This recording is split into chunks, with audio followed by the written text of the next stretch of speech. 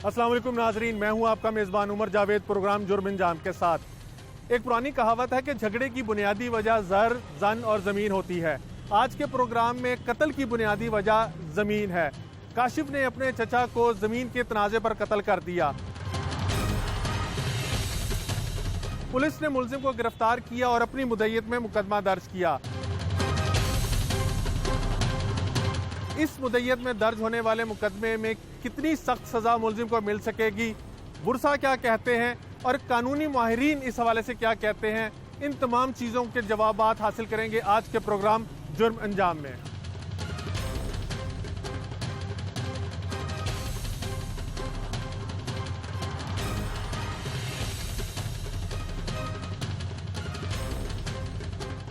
भतीजे के हाथों कत्ल होने वाले फयाज के घर इस टाइम मौजूद हैं। उनकी अहलिया, उनके बच्चे हमारे साथ बैठे हुए हैं। इनसे जानेंगे कि क्या कभी फयाज की अपने भतीजे के साथ कोई लड़ाई या दुश्मनी थी या इनको इस बारे में इल्म था, और क्या कभी शौहर ने इनके इस हवाले से कोई बात की थी कि कोई जायदाद का तनाज़ा चाह रहा है। बस ये सारा वाक़या क्यों है, तन पता है? वाकई मैं ਇੱਥੇ ਰਹਿੰਦੀ ਸੀ। ਮੇਰੇ ਮੀਆਂ ਨੇ ਮਕਾਨ ਲੈ ਕੇ ਮੈਨੂੰ ਇੱਥੇ ਦਿੱਤਾ ਸੀ ਕਿਰਾਏ ਤੇ ਖਰਚਾ ਵਗੈਰਾ ਦੇ ਕੇ ਜਾਂਦੇ ਸੀ। ਤੇ ਮੈਂ ਹੰਡੀ ਲੈਣ ਬਾਹਰ ਨਿਕਲੀ ਸੀ ਤੇ ਮੇਰੇ ਦੇਵਰ ਦਾ ਫੋਨ ਆਇਆ ਵੀ ਤੇਰਾ ਮੀਆਂ ਕਤਲ ਹੋ ਗਿਆ। ਤੇ ਮੈਂ ਰੋਂਦੀ ਪਿੱਟਦੀ ਫਿਰ ਆਪਣੇ ਮੀਆਂ ਦੇ ਉੱਥੇ ਸਾਂਦੇ ਗਈ ਆਪਣੇ ਘਰ ਤੇ ਰਾਜਾ ਉਹਨਾਂ ਨੇ ਫਿਰ ਲਾਸ਼ ਨਹੀਂ ਦਿੱਤੀ ਸੀ। ਮੈਂ ਗਈ ਤੇ ਲਾਸ਼ ਲੈ ਕੇ ਆਈ ਹਾਂ। ਤੇ ਕੋਈ ਦੁਸ਼ਮਣੀ नहीं सी, कोई ज़मीन का रौला सी। मेरे तलाकात का कोई पता नहीं मिल गया। किन्ने कत्ल किया? सुनना चाहता है काशी ने किया। काशी कौन है? मेरे जेठ का बेटा। तो क्यों कत्ल किया, वजह नहीं पता चली? नहीं, ये नहीं पता चला। तुसी अलहदा क्यों रहंदे हो? मेरे मियाँ ने उत्थे सारे छड़े रहंदे से। मेरा मियाँ किराया दिंदा सी, खर्चा वगैरह दे के जांदा सी। कदी 8 दिन, कदी 10 दिन, कदी महीने बाद आंदे सी मेरे को। हाँ जी, तो फिर किराया वगैरह मेरा मियाँ ही दे के जांदा सी। ਹੁਣ ਤੁਹਾਡੇ ਤੇ ਕੋਈ ਦਬਾਅ ਵਗੈਰਾ ਤੇ ਨਹੀਂ ਹੈਗਾ ਕਿ ਕਿਉਂਕਿ ਕੇਸ ਦੀ ਪੈਰਵੀ ਤੁਸੀਂ ਕਰ ਰਹੇ ਹੋ? ਨਹੀਂ, ਕੋਈ ਦਬਾਅ ਨਹੀਂ ਹੈ। ਤੁਹਾਡੇ ਕਿੰਨੇ ਬੱਚੇ ਨੇ ਤੇ ਕਦੋਂ ਦੇ ਅਲੱਗਾ ਰਹਿ ਰਹੇ ਹੋ? 3 ਬੱਚੇ, ਮੈਂ 4 ਸਾਲ ਹੋ ਗਏ। ਤੇ ਹੁਣ ਪੁਲਿਸ ਤੁਹਾਡੇ ਨਾਲ ਤਾਵਨ ਵਗੈਰਾ ਕਰ ਰਹੀ ਹੈ? हाँ जी, तावन करते पे। ਤੇ ਹੁਣ ਜਦੋਂ ਫੌਤ ਹੋ ਗਏ ਨੇ ਤੇ ਹੁਣ ਖਰਚਾ ਵਗੈਰਾ ਕੌਣ ਕਰੇਗਾ? कोई भी नहीं है ये कर रहे, मैं ही कह रही हूँ। तो मेरा मकान है संद ते किराए ते दिता जावे तो मैंने किराया मिले तो मैं किराया दे जाऊँ। मकान किदे ना आएगा वो? मेरे सोहरे के नाम है। हाँ जी। बेटा, आपको पता है क्या हुआ है आपके वालिद साहब के साथ? और नहीं, हमें नहीं पता हमारे पापा के साथ क्या हुआ। तो आप लोगों ने पूछने की भी कोशिश नहीं की कि क्या हुआ है पुलिस से या रिश्तेदारों से कि क्यों कत्ल किया, क्या वजह बनी? नहीं, कोशिश तो बहुत किया पर अभी तक पता नहीं चला। तो आप अभी क्या बताना चाहेंगी बाबा के बारे में कि आप लोगों को उन्होंने इसलिए यहाँ पे केला रखा था कि वो वहाँ पे समझते थे कि लड़के वगैरह रहते हैं, वो ठीक नहीं है? तो ज़रा बताएं तफसील से क्या हुआ है सर। वो नशा वगैरह करते हैं सारे, तो इसीलिए।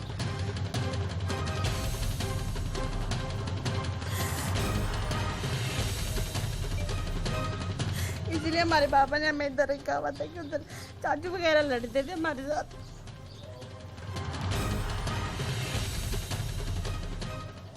जी, मेरे पापा नहीं चाहते थे कि मेरी बेटी तक कोई आए, तो इसीलिए पापा ने इधर रखा था। वो सारे हैप्पी वैली है ना, तो इसीलिए।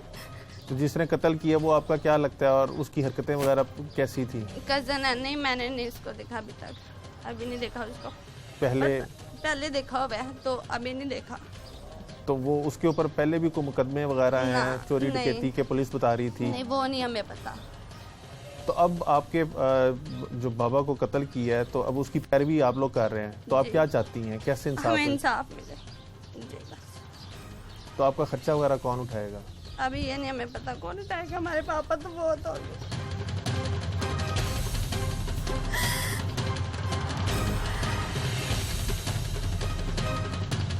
अपने बाबा के बारे में बताया, वो क्या करते थे? मेरे पापा रिक्शा चलाते थे, किसी से नहीं लड़ते थे। वो किसी ने कोई बात करनी, उन्होंने अंदर आ जाना, बोल रहे हैं बोली जाए, खुद ही चुप हो जाएंगे। वो किसी से कभी ये भी नहीं कहते कि तुम कौन हो, क्या है। किसी से नहीं लड़ते थे वो, किसी की अच्छी बुरी नहीं करते थे वो।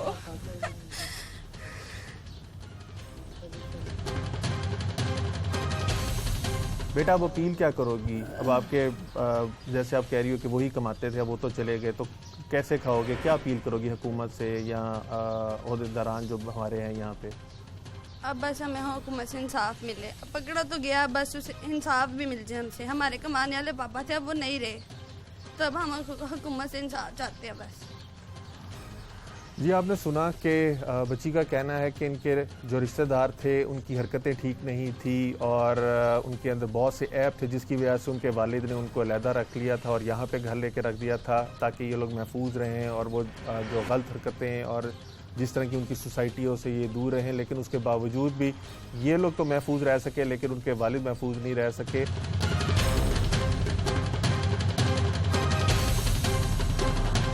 माँ जी, तुसी दसो वाक़े दे बारे तुहानू जो पता चलिया है, तुसी की समझते हो कि होया होएगा कि कोई दुश्मनी भी नहीं, कुछ भी नहीं, तो फिर की वजह बनी? बेटे ना कोई दुश्मनी है, ना कोई लैन नहीं, ना कोई देन नहीं। पता नहीं किसने मारा है। 4 दिन उत्थे पिया रहा अस्पताल। चौथे दिन सानू पता लगा इस वेले भी ऐसा मारिया गया है। असी गए आ, जाके उत्थे रोए पिटे आ, जाके उत्थों लाश बच्ची लियाई है। ਇਹ ਬੱਚੀ ਜਿਹੜੀ ਆ 1 ਮਹੀਨਾ ਇਹ ਬਾਪ ਕੇ ਕੋਲ ਕਦੀ ਚਲੀ ਜਾਂਦੀ ਸੀ, ਕਦੀ ਆ ਜਾਂਦੀ ਸੀ। ਇਹ ਮਹੀਨਾ ਪਹਿਲਾਂ ਆਈ ਆ। ਇਹ ਬੱਚਾ ਨਿੱਕਾ ਇਹ ਵੀ ਬਾਪ ਦੇ ਕੋਲ ਹੀ ਰਹਿੰਦਾ ਸੀ। ਵੱਡਾ ਜਿਹੜਾ ਉਹ ਵੀ ਬਾਪ ਦੇ ਕੋਲ ਰਹਿੰਦਾ ਸੀ। ਉੱਥੇ ਕੰਮ ਤੇ ਪਾਇਆ ਸੀ ਇਹਨਾਂ ਨੂੰ। 10,000 ਉਹ ਲਿਆਉਂਦਾ ਸੀ, 5,000 ਇਹ ਲਿਆਉਂਦਾ ਸੀ। ਉੱਥੇ ਬਾਪ ਇਹ ਉਹਨੂੰ ਬਾਪ ਨੂੰ ਦੇਣੇ, ਬਾਪ ਨੇ ਅੱਗੋਂ ਆਖੜਾ ਜਾਓ ਮਾਂ ਨੂੰ ਦੇ ਆਓ ਹੈ। ਕਾਪੀਆਂ ਦਾ ਕੰਮ ਕਰਦਾ ਸੀ, ਦਾਤਾ ਸਾਹਿਬ ਦੇ ਪਿੱਛੇ ਕੰਮ ਕਰਦੇ ਸੀ ਦੋਵੇਂ ਬੱਚੇ। ਇਹ ਜਿਹੜੀ ਬੱਚੀ ਇਹ ਫੈਕਟਰੀ ਕੰਮ ਕਰਦੀ ਹੈ। ਇਹ ਥੋੜਾ ਬਹੁਤਾ ਇਹ ਵੀ ਘਰ ਕਰ ਲੈਂਦੀ ਸੀ ਵੀ ਚਲੋ ਕੋਈ ਨਹੀਂ, ਗੁਜ਼ਾਰਾ ਅੱਜ ਕੱਲ੍ਹ ਨਹੀਂ ਚੱਲਦਾ। ਸਾਡੀ ਕਿਸੇ ਨਾਲ ਦੁਸ਼ਮਣੀ ਨਹੀਂ, ਸਾਨੂੰ ਬਸ ਦਿੱਤਾ ਜਾਵੇ, ਹੱਕ ਦਿਵਾਇਆ ਜਾਵੇ ਬੱਚੀ ਦਾ। ਇਹਨਾਂ ਦੇ ਹੁਣ ਬੱਚਿਆਂ ਦਾ ਕੋਈ ਵਾਰਸ ਨਹੀਂ ਹੈਗਾ। ਮੈਂ ਨਾਨੀ ਆ, ਮੈਂ ਇਹਨਾਂ ਨੂੰ ਹੁਣ ਘਰ ਲਿਆਂਦਾ ਹੈ ਤੇ ਰੋਟੀ ਖਵਾ ਛੱਡਣੀ ਆ। ਜੇ ਮੈਂ ਉਹਨਾਂ ਨੂੰ ਕਿਸ ਤਰ੍ਹਾਂ ਘੱਲਾ ਬਾਹਰ। ਤਾਏ ਚਾਚੇ ਗਏ ਆ, ਦਰਵਾਜ਼ਾ ਨਹੀਂ ਖੋਲਣ ਦਿੱਤਾ ਸਾਨੂੰ। ਅੱਛਾ, ਦਰਵਾਜ਼ਾ ਲੱਗਾ ਹੋਇਆ ਹੈ।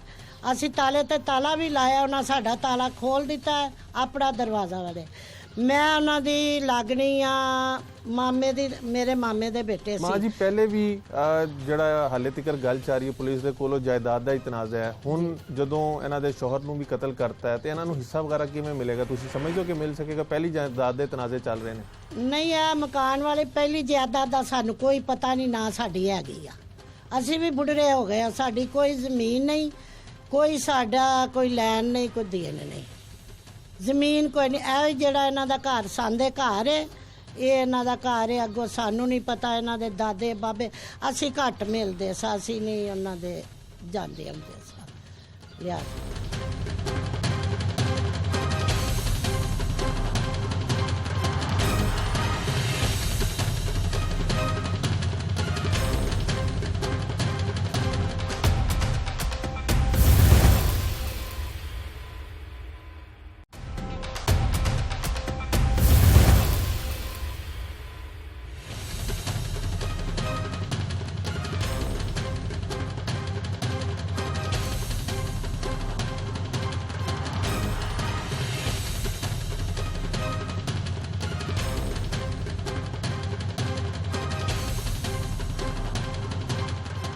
भतीजे के हाथों चचा कत्ल हुआ और मुकदमा पुलिस ने अपनी मुद्दत में दर्ज किया, लेकिन अब मुर्सा इस चीज़ के ऊपर जोर दे रहे हैं कि उनकी मुद्दत में मुकदमा दर्ज किया जाए और वो उसकी पैरवी भी खुद करें।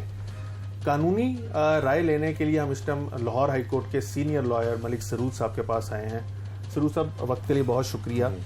सरूद साहब, एक वाक़या पेश आता है जिसके अंदर भतीजा अपने चचा को कत्ल कर देता है और लाश 2 रोज़ तक कोई शिनाख्त नहीं कर पाता, जिसके बाद पुलिस ने अपनी मुद्दत में मुकदमा दर्ज कर लिया।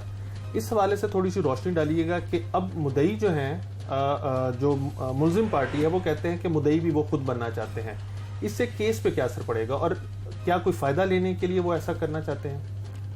देखिए, जो सर्कमस्टांसेस आप बता रहे हैं इसके मुताबिक देखिए, पुलिस ने अगर मुकदमा दर्ज कर लिया है तो दर्ज करने के बाद तो कार्रवाई हमेशा आगे बढ़ती है।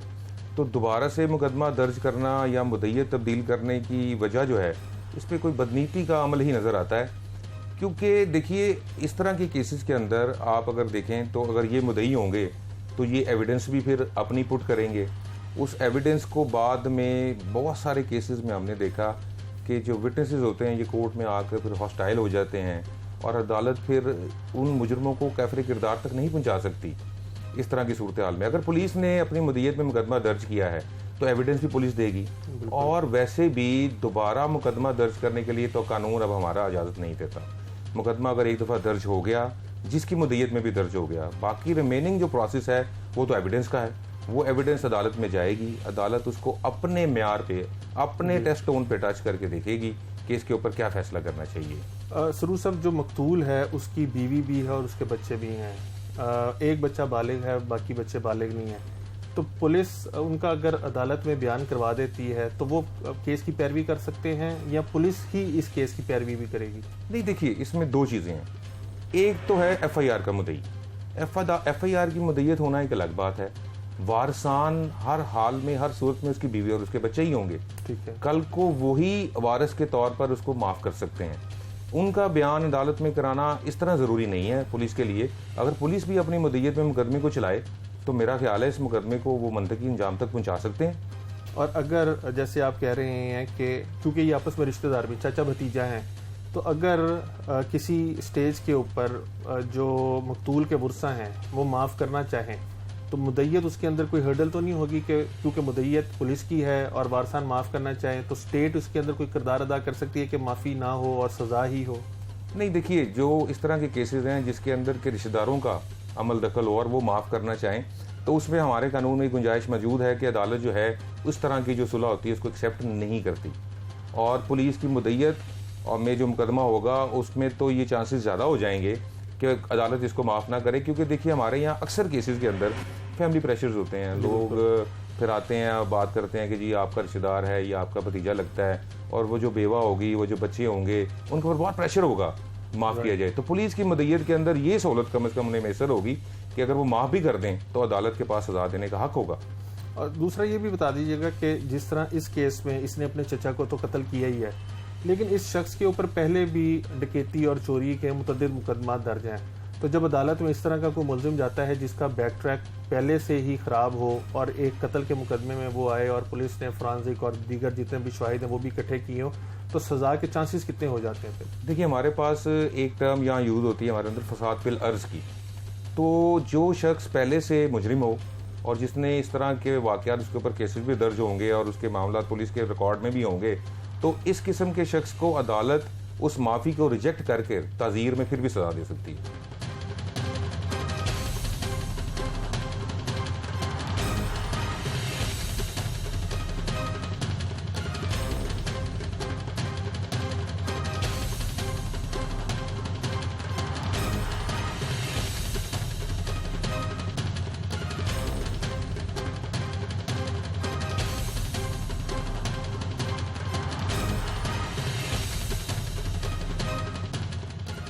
थाना सांदा की हदूद में एक इंतहाई अफसोसनाक वाक़या पेश आया जिसके अंदर भतीजे ने चचा को कत्ल कर दिया। और वजह कत्ल जो है वो जब तहकीकात हुई तो उसके अंदर जायदाद सामने आई कि जायदाद का तनाज़ा चल रहा था फैमिली का, और उसके अंदर मुलजिम ने तैश में आके अपने चचा को कत्ल कर दिया। मुलजिम ने चचा को कत्ल चलते रिक्शे में किया और उसके बाद पुलिस के लिए सबसे बड़ा चैलेंज ये बन गया था कि एक तो लाश जो थी वो बरामद हो गई थी, लेकिन बुरसा जो थे वो नहीं मिल रहे थे, और साथ ही साथ मुलजिम की शिनाख्त नहीं हो रही थी। रिक्शा यूनियंस और इधर उधर तमाम अफराद से पुलिस ने पूछने की कोशिश की, लेकिन मुलजिम के बारे में हदूद हरबा जो था मुलजिम का नहीं पता चल रहा था। जबकि लाश के हवाले से पुलिस ने क्या कोशिशें की, फिर किस तरह से मुलजिम गिरफ्तार हुआ और सारा वाक़या जो था वो खुलकर सामने आया, उसको जानने के लिए हम इस टाइम थाना सांदा में मौजूद हैं और हमारे साथ इंचार्ज इन्वेस्टिगेशन इकराम साहब मौजूद है। इकराम साहब से जानते हैं। इकराम साहब, ब्लाइंड मर्डर था अपेरेंटली और उसके बाद मुलजिम जो था वो पकड़ा गया और फिर पता चला कि भतीजे ने ही अपने चचा को कत्ल किया था। तमाम वाक़या बताइएगा कि कैसे ये रूनमा हुआ और कैसे फिर मुलजिम गिरफ्तार हुआ और उसने क्या इंकिशाफात किए। ये डायमंड शादी हाल के करीब सुबह 4:15 बजे हमें एक कॉल आती है कि एक रिक्शे में लाश पड़ी है, यानी कि बंदे के सर में फायर लगे हुए हैं और ज़ख्मी हालत में है। ज़ाहिरी बात है SHO साहब, मैं और पीरू डॉल्फिन सारे उधर मौके पे पहुंचते हैं। जाए वो कुआं पे जाके विज़िट करते हैं तो देखते हैं कि रिक्शे में बंदा ज़ख्मी हालत में था, उसको हॉस्पिटलाइज़ किया जाता है, लेकिन वो हॉस्पिटलाइज़ करने के दौरान ही उसकी डेथ हो जाती है। रिक्शे का हम पता करते हैं कि ये किसका है, वाईफाई उस पर नंबर शंबर जो हमें मिलता है वो फेक होता है, उससे हमें उसका कोई आइडिया नहीं होता। डेड बॉडी से हम कोशिश करते हैं कि उसके वर्षा का पता लग जाए, उसका कोई मोबाइल फ़ोन, आईडी कार्ड, कोई चीज़ आइडेंटिफिकेशन वो बिल्कुल नील होती है, उसमें हमें किसी किस्म का क्लू नहीं मिलता। एट दी एंड पुलिस हम कोशिश करते हैं, SHO साहब मैं और सारे मिलके हम इसको केस यानी कि इसके पहले तो हमारे लिए ये एक चैलेंज था कि ये सबसे पहले तो इसके वर्षा की तलाश की जाए। हम 2 दिन में हम कोशिश करते हैं, सारी टीम सोशल मीडिया पे हम इसकी तशहीर करते हैं, रिक्शा यूनियन वालों से करते हैं, जो मकामी ऑटो मार्केट है लिटन रोड की, वहाँ पे हम रब्ता करते हैं, हर एक कोशिश की जाती है, ऐलानात करवाए जाते हैं कि इसका कोई वर्षा का पता लग जाए, लेकिन हम वर्षा तक नहीं पहुँच सकते क्योंकि वकूए को 2 दिन गुजर चुके थे, इसलिए हमने वकूए से अगले दिन हमने फिर इसको कर लिया। इसमें चौकी इंचार्ज रिवाज गार्डन की मदयत में एक FIR दर्ज होती है, FIR दर्ज हो के आती है वो इसम मस्कन नामलूम डेड बॉडी की जो, तो FIR आती है तो इसमें हमें फिर सीनियर अफसरान की तरफ से DIG इन्वेस्टिगेशन साहब डॉक्टर नाम वहीद खान साहब इस वाक़े का फौरी नोटिस लेते हैं और हुक्म देते हैं कि इनको ट्रेस किया जाए और इसके मुलजमान को फिल फॉर गिरफ़्तार किया जाए। इस पे SP साहब इन्वेस्टिगेशन साहब, हमारे SSP साहब ज़िशान असगर साहब भी, उन SP साहब जो हमारे हैं इकबाल टाउन डिवीज़न नवीद इरशाद साहब को डायरेक्शन देते हैं, फिर हमें एक टीम तश्कील दी जाती है, उस टीम को लीड करते हैं, उसमें फिर सीनियर अफसरान के जो ज़ेरे साया हम इसको लेके चलते हैं। फिर इसमें फिर हम कोशिश करते हैं कि इसके पूरे एरिया की सर्च एंड स्वीपिंग की जाए, सेफ सिटी के थ्रू इसके कैमरास चेक किए जाएं, सेफ सिटी भी हम गए, सर्च एंड स्वीपिंग भी की, लोगों से भी पूछा, लेकिन उसमें हमें कोई उसके खातर ख्वाह को अभी तक नहीं आ सका कि ये लाश किसकी है, कौन है, इसकी हमें शनाख्त नहीं हो सकती। तो लाश की तदफीन कर दी थी या नहीं, लाश की तदफीन अभी नहीं की थी। वेरी नेक्स्ट डे हमें सुबह फिर जब हम CCTV कैमरास चेक कर रहे होते हैं, नेशनल टाउन का ये हुआ है, नेशनल टाउन के पास ही हम कैमरास चेक करते हैं कि इन आउट चेक की जाए कि रिक्शा आया किस साइड से था और गया किस साइड को है, कोई इसकी पासिंग से हमें आइडिया हो जाए कि ये बंदा कौन था या कैसे था, या इसके साथ को आके इसने बात की हो या कि इसको मिला हो। लेकिन वो हमें फिर CCTV कैमरास में थोड़ा सा ये आइडिया हो जाता है कि एक चलते रिक्शे में इसको बजरिया फायर करके इसको कत्ल किया गया। रिक्शा जो उसको रिक्शा में जो था बंदा इसके साथ जो पीछे बैठा था उसने फायर किया है और इसकी डेथ हो गई है। और वो जाते हुए इसकी तो सारी, रिक्शे में 3 लोग थे, यानी रिक्शे में 2 लोग थे, एक जो रिक्शा ड्राइवर था वो मकतूल, और जो पीछे वाली सवारी थी उसने इसको कत्ल किया था। फिर हमें इसमें थोड़ा सा होता है इसमें कि हमें और रब ताला के करम से हमें इसके वर्षा तक हम पहुंच जाते हैं। वर्षा की तलाश जब ख़त्म होती है फिर उससे अगला चैलेंज बन जाता है कि इसको कत्ल किया किसने किया, क्यों किया, वजहनात क्या थी। हम इसमें फिर कोशिश करते हैं कि सारे वर्षा को इंटेरोगेट किया। जो ज़ाहिरी बात है कि हमें तो इसमें कोई पता नहीं था, हम वर्षा को लेके चलते हैं आगे वर्षा में, इसमें हम इनको इंटेरोगेट करना शुरू करते हैं। इसमें वर्षा के अंदर एक इसका कोई सका भतीजा है काशिफ रूफ काशी, उसको जब इंटरोगेट किया गया तो उसके वो जो सवालात किए गए, जिसको देखा गया, उसका बैकग्राउंड चेक किया गया, सारी जो चीज़ें जब हम हमारी सारी टीम ने बैठ के इसके ऊपर वर्क किया तो उसके हालात मशकूक नज़र आए। जब उसके हालात मशकूक नज़र आए तो हमने उसको आगे लेके चले। फिर उसमें ये था कि हमें काशिफ रूफ काशी ने थोड़ी देर बाद ही, यानी कि जो इंटेरोगेशन के दौरान ही उसने एतराफ़ जुर्म कर लिया। ये कोई रिकॉर्ड याफ्ता भी है? जी, ये रिकॉर्ड याफ्ता भी है। किस ये नवाकोट के थाने में उसके 4-5 FIRs में ये जेल भी जा चुका है पहले। और कौन किन दफात के तहत? ये चोरी और डकैती के जुर्म में जा चुका है पहले। इसको जब बैकग्राउंड सारा चेक किया गया, इसको इंटेरोगेट किया, सीनियर अफसरान के भी सारे इसमें मामला जो गोशगुजार किए गए, तो इसने फिर एतराफ़ जुर्म कर लिया। फिर इसमें जो है मकतूल, जिसकी शनाख्त हमें फ़याज़ के नाम से होती है, वो ये एक ही घर में रहते हैं। नीचे वाले फ्लोर पे ये काशिफ रहता है और ऊपर वाले फ्लोर पे इसका मकतूल जो इसका चचा सका चचा था वो रहता है। बाद में इसका पता करते हैं कि इसकी जो है फैमिली मकतूल की, ज़ाहिर बात है वो शादीशुदा था सारा, हमने वो उसको चेक कर लिया था पहले। उसकी फैमिली को चेक किया गया, उसको लाए, उनकी फिर हमने तदफीन करवाई, उसकी फैमिली को हमने डेड बॉडी वसूल करवाई और इसकी हमने बाज़ाब्ता तौर पे इसके ऊपर अपना। इकराम साहब, इन सारी इन्वेस्टिगेशन के अंदर वजह कत्ल करने की क्या सामने आई? ये इन्वेस्टिगेशन जब इसमें फिर स्टार्ट हुई, चलाया इसको आगे, फिर इसको लेके चले, इसके वजह नाद, फिर दूसरे मामला, सारे मोटिव जो इसके चेक किए गए, तो उसमें हमें फिर सामने ये है कि इनकी कोई प्रॉपर्टी का तनाज़ा चल रहा है, जो कि मुल्ज़म ने भी फिर इतराफ़ किया कि ये मेरी सगी बहन जो जिसकी शादी मेरे यानी कि फुफ्फो के घर में हुई थी, उसके बहनोई को ये मार, यानी कि मुल्ज़म काशिफ के बहनोई को ये कत्ल करना चाहता था, मकतूल भी। इनका नारोवाल में प्रॉपर्टी का एक इशू था, उसको लेके इनके घर में को 2-3 साल से ये जब क्लच चल रही थी, और ये जो सारा मामला है ये उसी प्रॉपर्टी के ही इर्द गिर्द घूमा है। फिर तो अगर ये बात इनको पता थी कि मकतूल फयाज जो है वो कातिल के बहनोई को कत्ल करना चाहता है, तो इन्होंने कोई दरख्वास्त वगैरह क्यों नहीं दी? कत्ल करना क्यों वजह बताई इसमें? ये तो मुल्ज़िम का बयान है कि वो उसको कत्ल करना चाहता था। इसमें मकतूल की तो हमें ऐसा इसमें कोई बैकडोर पे हमें कोई इसमें कोई फाइंडिंग नज़र नहीं आई, कोई इसमें कोई वजह को हो पहले। लेकिन जो इसकी जो फारी फैमिली है वर्सा, सब ने ये इस बात की तस्दीक ज़रूर की है कि इनका फैमिली में कोई लिटिगेशन चल रही थी प्रॉपर्टी को लेके। तो उसके बारे में पता चल सका? इकराम साहब के रिक्शे में आप कह रहे हैं कि मकतूल था, कातिल था और एक तीसरा बंदा भी था। नहीं, इसमें तीसरा बंदा कोई नहीं था, वो हमने फुटेज भी बाद में हमने से ले ली है। वो उसमें 2 बंदे ही थे। ये उसको लेके सुबह 4:15 बजे घर से ही निकला था रिक्शे को। कातिल, मकतूल और कातिल दोनों इकट्ठे निकले थे। ठीक है। मकतूल जो रिक्शा चला रहा था, कातिल पीछे बैठा हुआ था। इसने चलते रिक्शे से पीछे से ही उसको फायर किया। ठीक है। तो अब कातिल जो है वो गिरफ्तार हो चुका हुआ है जी, और उसने इतराफ़ भी कर लिया कि उसने अपने चचा को कत्ल किया। तो उसके अहल जो रिश्तेदार हैं, जो गुरसा हैं मकतूल के, वो इस बात की तस्दीक करते हैं कि वाक़ईतन ये जो नारोवाल की ज़मीन थी यही वजह थी कत्ल करने की, या कोई और वजह भी हो सकती है? इसमें जो अभी तो प्रीलिमिनरी इन्वेस्टिगेशन चल रही है, लेकिन इसमें जो सरेदस्त जो हमारे सामने वजह नाद आई, ये जो प्रॉपर्टी की ही है।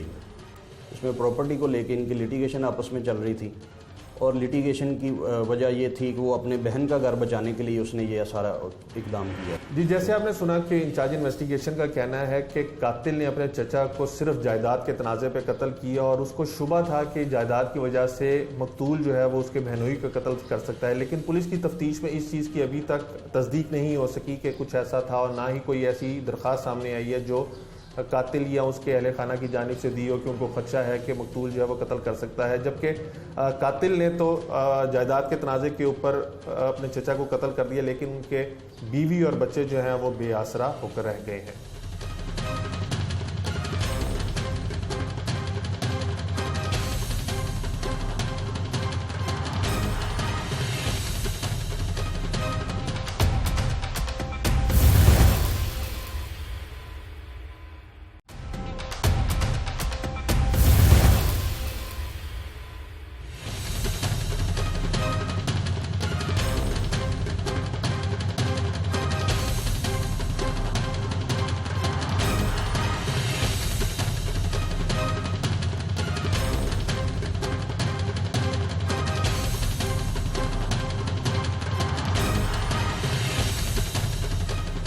सत्रह अप्रैल को अपने चचा को कत्ल करने के बाद फरार होने वाला काशिफ जो है वो पुलिस की हिरासत में आ चुका है और इसे तफ्तीश की जा रही है।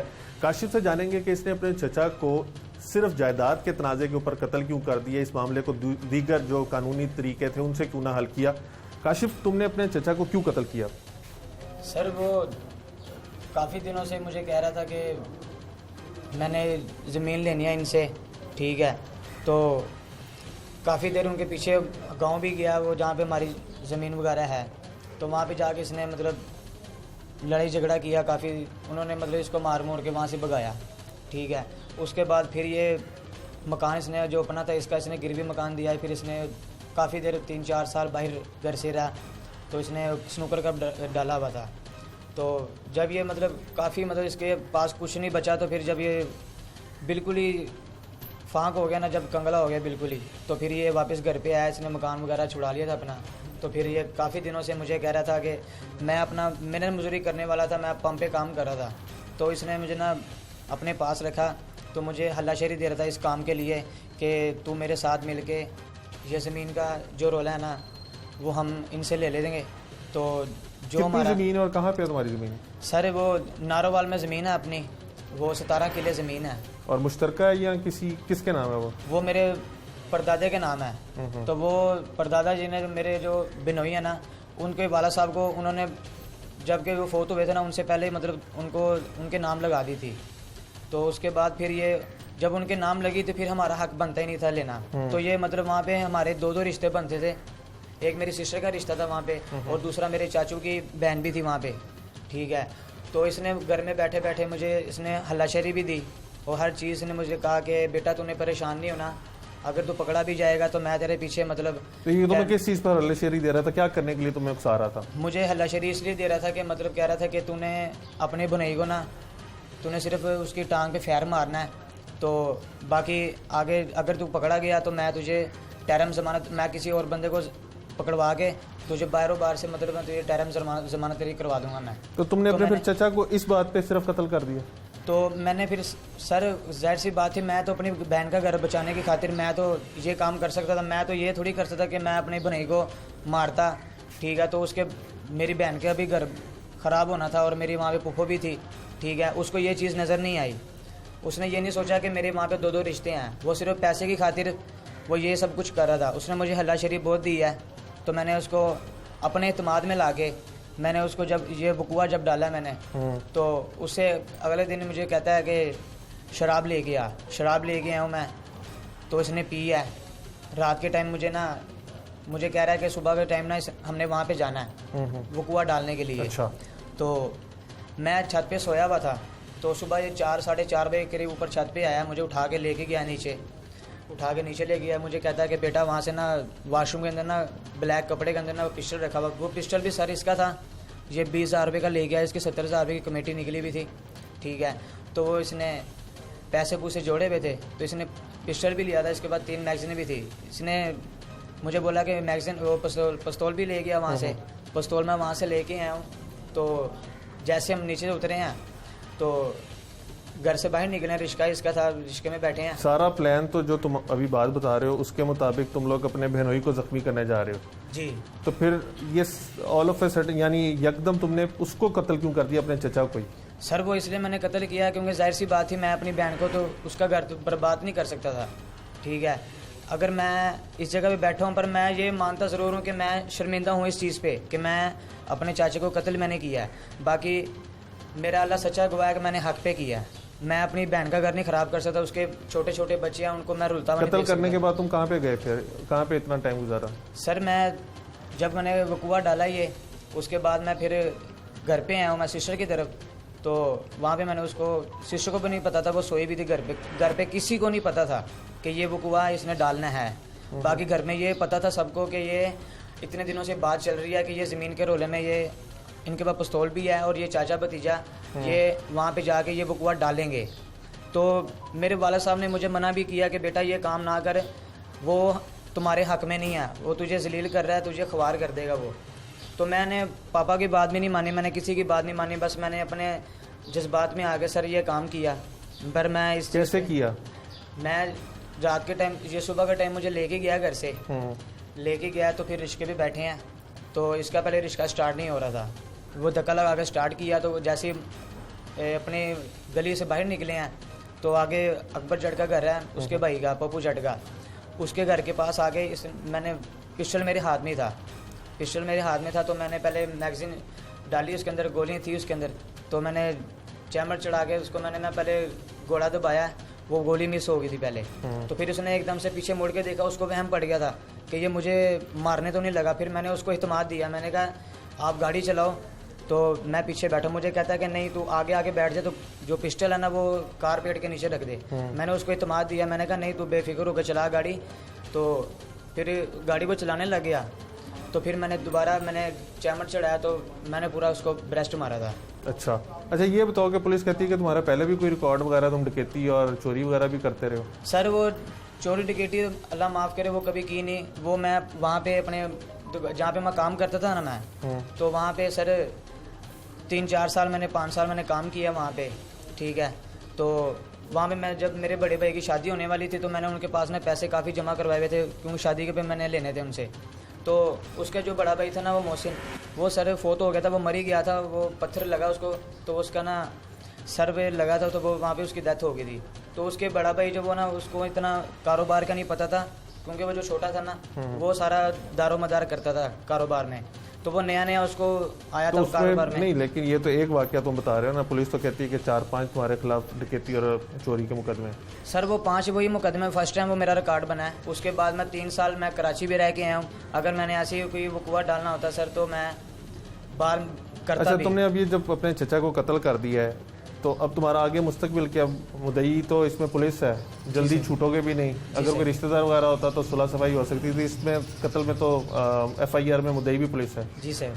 तो अब कत्ल किए पे नदामत है, अपना भी मुस्तकबिल ख़राब कर लिया तुमने। बस सर मैंने सिर्फ घर की इज्जत बचाने के लिए मैंने ये काम किया, पर मैं मान तो शर्मिंदा ज़रूर हूँ मैं इस काम पे, पर मैं अपने किए पे बहुत शर्मिंदा हूँ और मुझे कानूनी तौर पे मैं सोचा जाए तो मुझे सज़ा भी मिलनी चाहिए क्योंकि मैंने गलत किया है। जी, आपने काशिफ का सुना कि उसने सारा बताया कि कैसे उसने प्लानिंग की और कैसे उसका चचा जो था उसको तरगीब दे रहा था कि उसके बहनोई को वो ज़ख्मी करे, और उसने इसी तरगीब को ऑपोजिट इकदाम किया और चचा जो उसको तरगीब दे रहा था कि उसके बहनोई को वो ज़ख्मी करे और जायदाद जो है उसको किसी तरह से सॉर्ट आउट किया जा सके, उसने अपने चचा को कत्ल कर दिया। अब वो कहता है कि वो अपने किए पे नदामत भी है, लेकिन इस केस में क्योंकि 2-3 रोज़ तक पुलिस को मकतूल के वसा नहीं मिल सके थे, तो क्योंकि इस मुकदमे के अंदर मुद्दई जो है वो चौकी इंचार्ज रिवाज गार्डन है, तो इसके अंदर एक चीज़ जो मुलजिम को फ़ायदा दे सकती थी कि अगर कोई इसके, क्योंकि जिसको इसने कत्ल किया वो इसके रिश्तेदार थे और उसके अंदर सुलह सफाई के बाद ये बाहर आ सकता था, लेकिन अभी पुलिस इस मुकदमे में कोशिश कर रही है कि तमाम एविडेंसेस जो है उसको कलेक्ट किया जाए, फोरेंसिक एविडेंसेस भी लाए जाएँ और जो सर्कमस्टांशियल एविडेंसेस हैं उनके ऊपर कम से कम रिलाई किया जाए ताकि मुलजिम को ज़्यादा से ज़्यादा सज़ा मिल सके। लेकिन मुलजिम का कहना है कि वो अपने किए पर ना सिर्फ शर्मिंदा है बल्कि वो भी समझता है कि जो उसने किया है उसकी उसको सज़ा मिलनी चाहिए।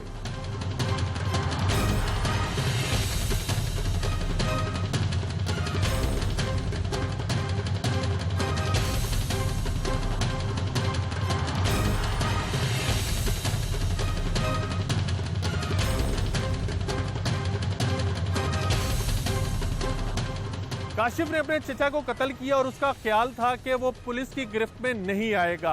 अब जबकि वो पुलिस की गिरफ्त में भी आ चुका है, इस हवाले से कानूनी माहिरीन कहते हैं कि पुलिस ने जो अपनी मुद्दईयत में मुकदमा दर्ज किया है उसकी वजह से इसको सख्त से सख्त सजा मिल सकेगी। हालांकि काशिफ का ख्याल यही था कि जिस तरह वो पहले 5 मुकदमात में बहुत जल्द बरी होकर बाहर आ जाता था, इस केस में भी सुलह करके बाहर आ जाएगा, जो कि अब मुमकिन नहीं लगता। टीम जुर्म इंजाम और अपने मेज़बान उमर जावेद को इजाज़त दीजिए। अल्लाह हाफिज़।